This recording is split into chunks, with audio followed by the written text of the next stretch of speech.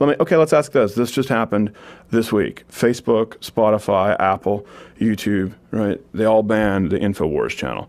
So let me ask you, do you think that's a good thing or that's a bad thing? No, I think it's a catastrophe. Okay.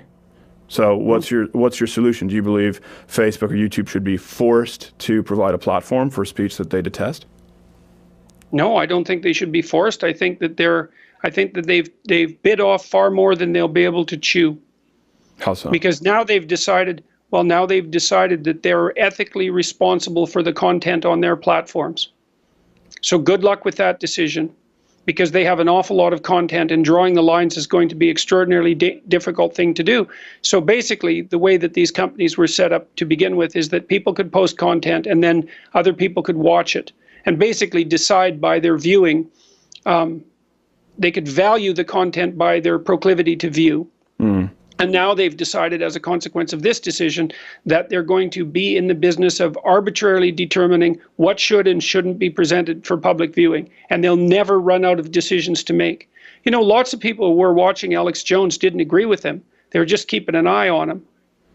So, like, I watched Alex Jones from time to time because I wanted to see what the radical conspiratorial right wing was up to. Right, yeah. And now that's not possible. Now they're driven underground. Way to cover your tracks with your browser history. I appreciate it. Let me ask you this. There's going to be all sorts of lines that they have to decide now. So they're going to take out Paul Joseph Watson next? Lawrence Southern? I mean, where are they going to draw the line exactly? Okay, so if it's against their terms of service, isn't it within their domain to revoke the channel? What's the solution? Of course it is. I didn't say they couldn't do it. I said it was a bad idea. Okay, so you're not... That's not the same thing. Okay, so you don't have a... So, I think it's... Go ahead. Well, I think that I really do believe, and I'm sad about this, I do believe that they've bitten off more than they can chew, and that it's going to be... It's one small... It's a warning sign with regards to these media conglomerates that are attempting to produce large-scale public discourse, because now they've taken the role of censor onto themselves, and they'll find that that's a never-ending role that produces endless trouble. They've got themselves into endless trouble, as far as I'm concerned. And from a perspective of a clinical psychologist, I would also say the worst thing you could do to someone who's paranoid, the most ill-advised thing you can do to someone who's paranoid, is persecute them. Yeah. So now that, I mean, Alex Jones is always talking about, the little I know about him, he's always talking about conspiracies of one form or another. And now what has all the appearance of a conspiracy between 4 or 5 very large media conglomerates is aimed squarely at him. So all the people who are watching him, who are conspiracy-minded and somewhat paranoid, are going to think, well, Jones must be onto something, because otherwise these big conglomerates wouldn't have clamped down on him. No. It's a very, very bad idea, and millions of people watch him. So well, these are people who thought that Podesta had an underage sex ring in a pizza parlor. So I don't really think that this is necessarily the straw that broke the camel's back. It sounds to me. So I want to make sure that I clarify. Are you not amongst the people who believe that these big platforms like YouTube, Facebook should be treated like public utilities? Because there are a lot of right wingers who do believe that, like phone. Yeah, I think they should be treated as public utilities, because otherwise they can't exist.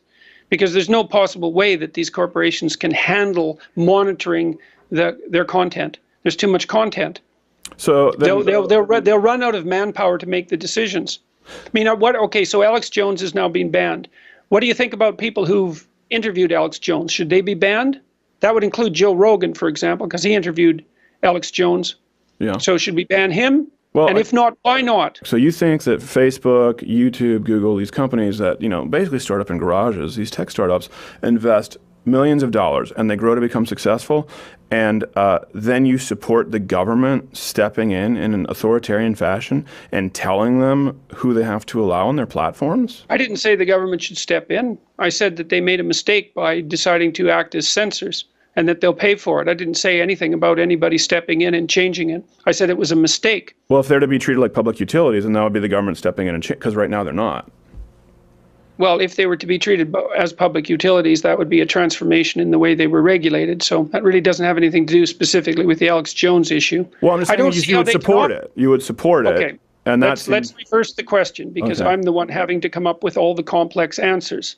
All right. Okay. So how would you propose that these complex corporations decide which content is acceptable? Exactly. No. How would you propose that? Exactly, how I would propose it. I don't think there does Yeah. need to be a proposal. I mean, I think this is where actually I would be on your side. Let the free market decide, and the free market is YouTube and Facebook. And if they don't want to host content, I don't think they should be forced to host content. I don't think they should be compelled to host content. Well, obviously they shouldn't be. That's not the issue. The issue is how are they going to go about making the decisions, and how are we going to be sure that that won't go dreadfully wrong? I mean, obviously it's the case that censorship can go wrong. You certainly see that in places like China. Once you start with censorship, how do you have any idea how you're going to put proper boundaries around it and decide who's acceptable? You're either going to let your listeners decide that, or you're going to decide it. And then you're going to find out that you've taken on a huge weight of decision making that you can't handle. Or maybe I'm wrong. Maybe that won't happen. But it's certainly, I would be very loath to decide what needs to be censored, because the number of decisions I'd have to make would multiply beyond end. Well, I'm not saying let any specific individual decide. I'm saying let the free market decide. If people don't want Alex Jones on YouTube, then YouTube doesn't have to provide it. If people watching YouTube don't. I already agreed that YouTube doesn't have to provide it. I said it was a mistake to engage in censorship. Sure. Just because people are allowed to do something doesn't mean it isn't a mistake upon occasion. So I'm not asking for government regulation. And the idea that transforming these corporations into something approximating utilities would be a form of regulation is really and what would you say? It's an ill-formed way of posing the question. It's a matter of classification. Do you think that Alex Jones should be able to use a phone? I do think Alex Jones should be able to use a phone as long as he pays for it, as long as a phone company wants to offer him their services. Right, so the phone company offers everyone equal access to the services regardless of content. And I presume you'd object if the phone service started to decide that conversations shouldn't be allowed to occur. And so you can make a reasonable argument that these large-scale media distribution companies play the same role, but on a larger scale. It's not necessarily the case that it's an argument without flaw, but it's a reasonable argument. But I don't think that there's any real alternative. I don't see how companies like Facebook and YouTube can possibly police their content without producing far more trouble than they'll save. That's the issue. Well, I'm not so much just concerned about them policing the content. What I'm concerned with is, let's say we do the public utility sort of option, right? What I'm concerned with is the free market will be able to provide alternatives. You know, Alex Jones can go there.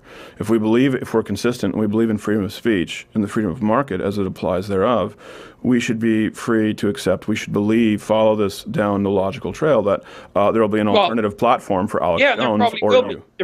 Yes, there probably will be. And that's also why I think it was a mistake for these companies to engage in the censorship, because I think that they're signing their own death warrant by doing so. It'll probably take 10 years to unfold, but it's a big mistake. And so that is what will happen, is because people will stop trusting YouTube and Facebook and so forth to provide uncensored access to content.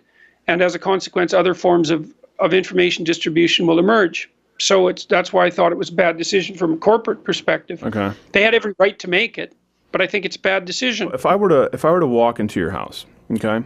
If I were to walk into your house right now and harass you and call you all sorts of names and get right up in your face and not leave after you've asked me to leave and continue harassing you without any refuge for you, would you think that that is a crime for me to do that? I don't know why you're asking the question. So well, let me tell you why I'm asking. So now, again, this is why we talk about the Constitution in guns. Now we have fully automatic AR-15s, and things change, right? Times change. We need to adapt, and we've both agreed on that to some extent. Now, online, people like Alex Jones, they have the ability to invade your house digitally, continually, and harass and berate. You can always shut it off. Not necessarily. That's the thing. You can't. You can't shut off everything. You can't block people. You can't mute people on every platform. Then they can have your email on YouTube. You know, it shows up in your suggested feed. The point is, especially. No, that's a silly argument. You can just shut the whole thing off if you want. So it's a silly argument. It's not like someone invading your house. So because you can shut it off at any time. Okay. So no, that's just not going anywhere, that argument. Well, what if someone has a computer in their house then? If they have a computer in their house, then it means that someone can invade their house that way digitally. There's no way to find a space away from these, particularly people like Alex Jones, most egregious offenders, right, who spread conspiracies and effectively like lead to doxing of people. I mean, that's just. Well, a lot of this, the thing is too, it's again, the question is more fundamental. Let's assume that it's a bad idea for poorly supported conspiracy theories to be formulated and distributed. Yeah, let's assume that. Yeah, fine. Well, we don't need to put it in air quotes. We could probably both assume it. The question is, what should you do with people who are doing that? And the one answer is, well, do what you can to silence them and drive them underground. The other is, let them talk and let people make up their own minds. And my sense is that people are wise enough to listen to people of that sort and decide that that's too extreme. Now, not everyone, because conspiracy theorists can find followers among people who are disagreeable and somewhat paranoid, but it's best for everyone, including the conspiracy theorists themselves, that those things are aired in public discussion, because it helps keep people sane. You know, like I've known people who are a little bit on this. I disagree. Yeah, but that's because you don't know what you're talking about. No, I think you're incorrect. Listen, there are more Americans who believe in angels than in climate change. The top shows are the Kardashians. Look at what's on television. I don't believe that the American public, that anyone should be granted the same. It's not the issue.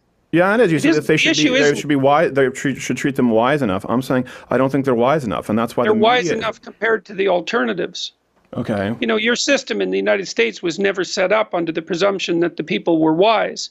It was set up under the presumption that the people, regardless of their wisdom, had the right to self-determination, and even more importantly, that although the people themselves might not always be wise, there isn't a better source of authority than the people themselves.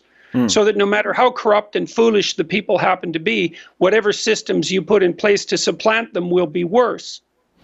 And so I think that, and you might not believe that, but that's fine. But that is the founding principle of the American system. I don't believe it. Yeah, that's fine. You don't have to believe it. I don't believe that. I don't believe that Alex Jones and anyone with a Facebook page is, for example, as qualified and as safe for the American public as Walter Cronkite or people in the Senate and House who are qualified to make these determinations. I don't. That's just a disagreement. But I'll let people, It's not just a disagreement. It's actually a disagreement about the fundamental structure of the entire political system, because you think that it's possible to produce banks of experts of one sort or another who can supplant the fundamental will of the people. And I think that that's a very bad idea. And I think that history shows that that's a bad idea.